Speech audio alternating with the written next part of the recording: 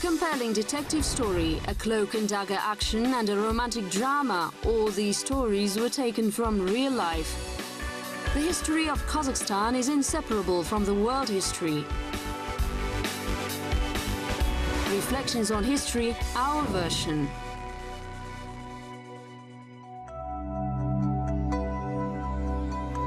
Khaknazar the Magnificent. Old Uralsk Museum, which opened as a temporary expedition, it has been operating for 12 years. This museum contains information on historical matters about merchants, fishermen, and Pugachov.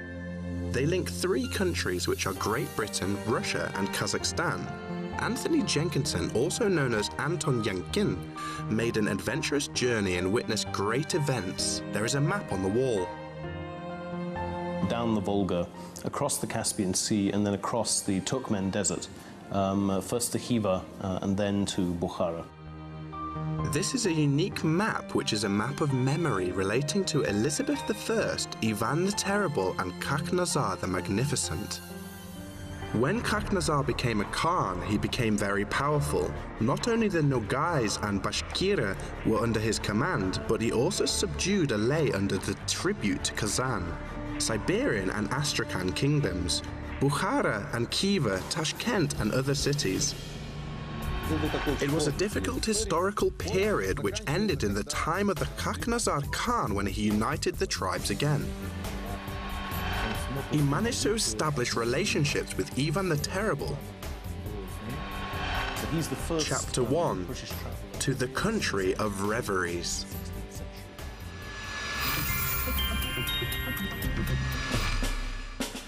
When Jenkinson was leaving London, the eldest daughter of Henry VIII was queen.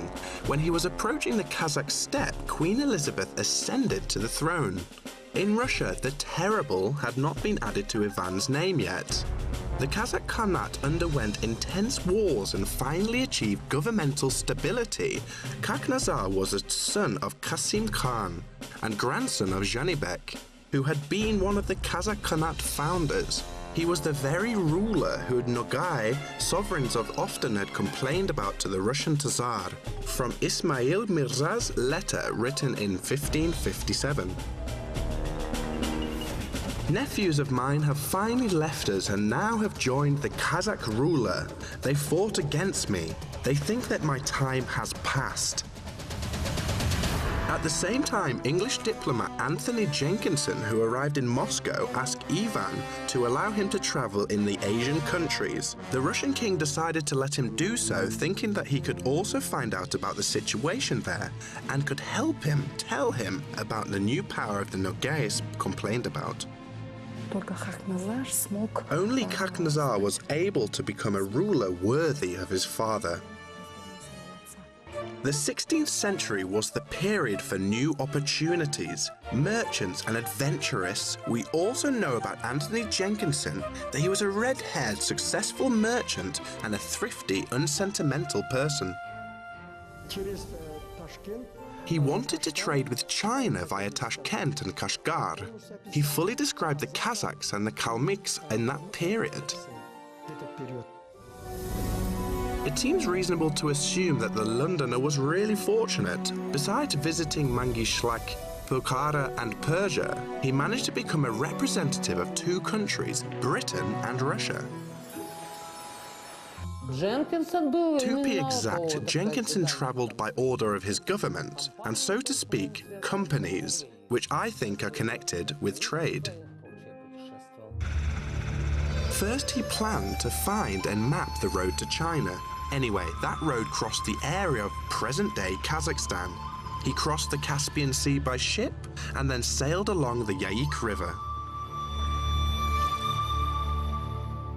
When making our journey, one day we found ourselves in the most beautiful coastal city called Sarashik. The city was under command of a Tatar prince called Ismail, who was a close friend of the Russian king. Anthony Jenkinson wrote this in the middle of the 16th century. At that time, the city was facing hardships. It was the capital of the Nogai horde, the strength of which declined significantly due to the fierce feuds. He witnessed the crisis in the Nogai horde. It was caused by the plague epidemic. Straw shortage, there was no food for the cattle. At the same time, there was a feud between the princes of the Nogai horde. It is not surprising that the Caspian Sea and the Yaik River attracted a lot of pirates. Near Sarashik, the ship which Jenkinson was on was attacked by more than 30 armed people. The merchant himself was seriously ill and was lying in bed. They tried to board our ship. A Tatar called Azi asked them what they wanted and uttered a prayer. The pirates said that they were noble people who had been exiled from their native land and did not have any money. They wanted to see if there were any Christians who they called Kafirs on the ship. Aziz swore that there weren't any, and the pirates believed him and left.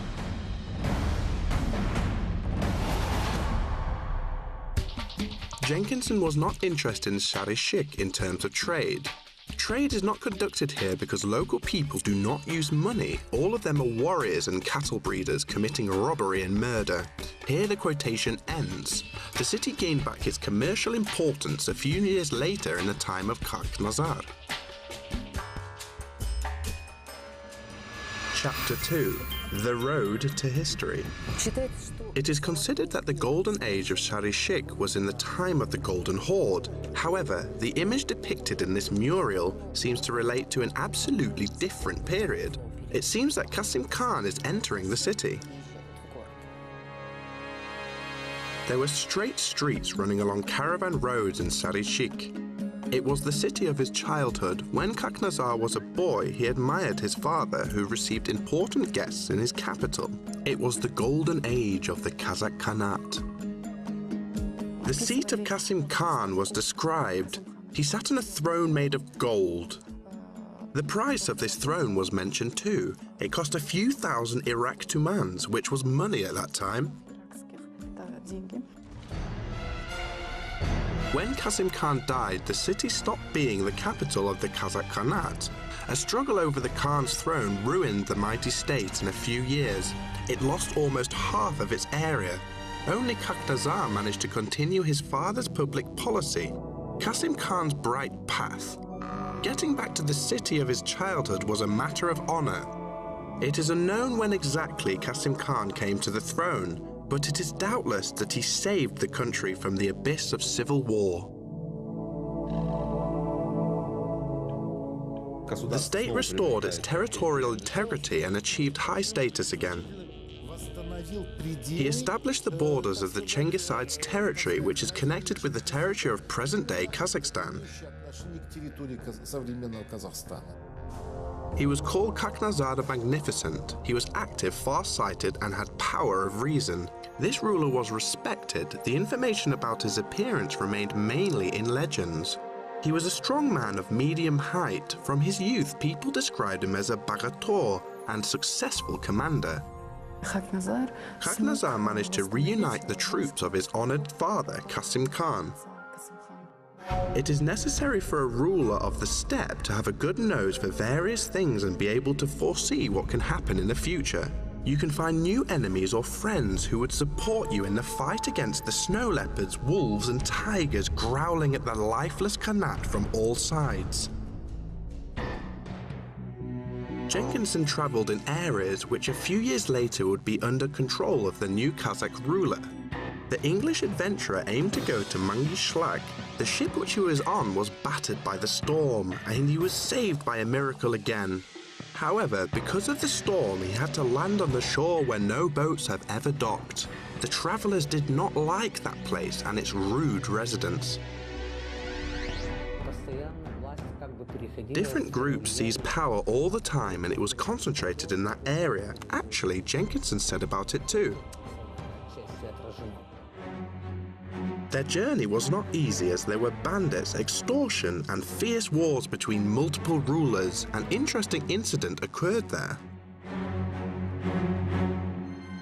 In the caravan, there were some Tatars who were called holy people. Once they wanted to pray and tell fortunes, they killed a few sheep, removed their shoulders, and boiled them. Afterwards, they mixed the ram's blood with the ash of bones and wrote some letters with the blood. According to the shoulder divination, the caravan would meet enemies and defeat them. The skeptical Briton wrote a letter that although he had not believed in the prediction, it turned out to be correct. They had to fight with robbers and even use guns to protect themselves. But in Bukhara, the caravan had to stop because Khak-Nazar's troops blocked the road leading to China.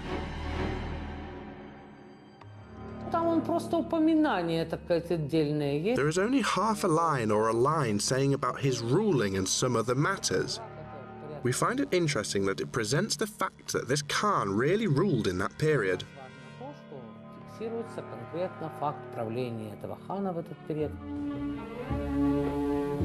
Jenkinson wrote that the people fighting with Tashkent were called the Kazakhs and believed in Islam. They were mighty, lived in steppes and almost conquered Tashkent. Chapter 3. Jenkinson's Code. It was the most detailed map of Central Asia, the Caspian Sea and Russia at that time. They were the first Britons in Central Asia at that time and recorded the military achievements of Khaknazar.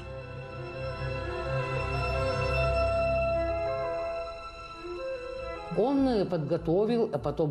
prepared and issued in 1562 a map of routes that he had taken and a map of Asian regions, where we can see the name of the Kazakh nation marked cartographically for the first time.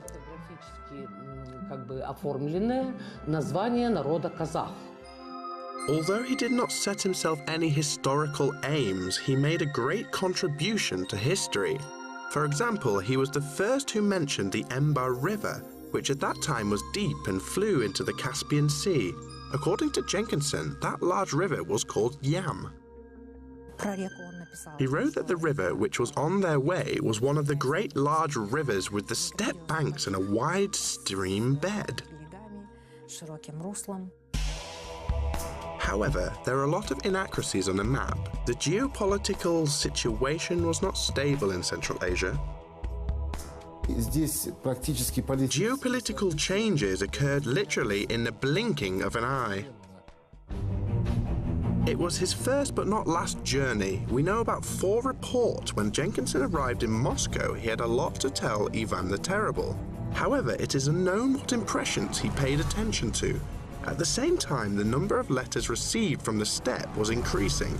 Moreover, they were quite alarming. A Russian ambassador reported that the Kazakh Khan successfully fought with the Nogais, Kuchum, the ruler of the Siberian Khanate, and lost confidence in his power. Now I pay tribute to you and send ambassadors while fighting with the Kazakh Khan. When he defeats me and becomes the Siberian ruler, he will not pay tribute to Russia. The Bashkirs also said that Khaknazar Khan had given them citizenship. Thus, Ivan had to send ambassadors to the steppe. However, the first Russian diplomatic missions failed. Epilogue: The Failed Mission. This version is semi-legendary. According to it, Ivan the Terrible was going to send ambassadors led by Jenkinson to Khaknazar. The king established a strange and trusting relationship with the British merchant. It is natural that he gave the important mission to the sly Briton. However, Anthony was in London and did not answer to the king. The Russian king even wrote to Queen Elizabeth a few times. I have not heard anything about Anton for a year and a half. You should send worthy people as ambassadors to us and send Anton Yankin together with them.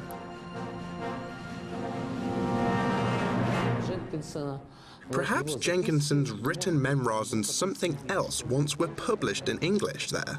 However, we still do not have, so to say, precise information about it. The correspondence relating to Khaknazar disappeared in the fire of Moscow. Thus, it is impossible to either confirm or disprove this version. However, it is easy to imagine the resourceful Englishman coming to an agreement with the Kazakh Khan on the behalf of the Russian king. When doing it, he kept in mind the interests of Britain and his personal ones too. It is known for certain that in the second half of the 1570s, Ivan the Terrible was at peace with the Kazakh Khan Khak-Nazar. By that time, the Kazakh state has expanded significantly, and it remained mighty and united until the Kazakh Khan's death. This information recorded in documents thanks to British traveller Jenkinson too.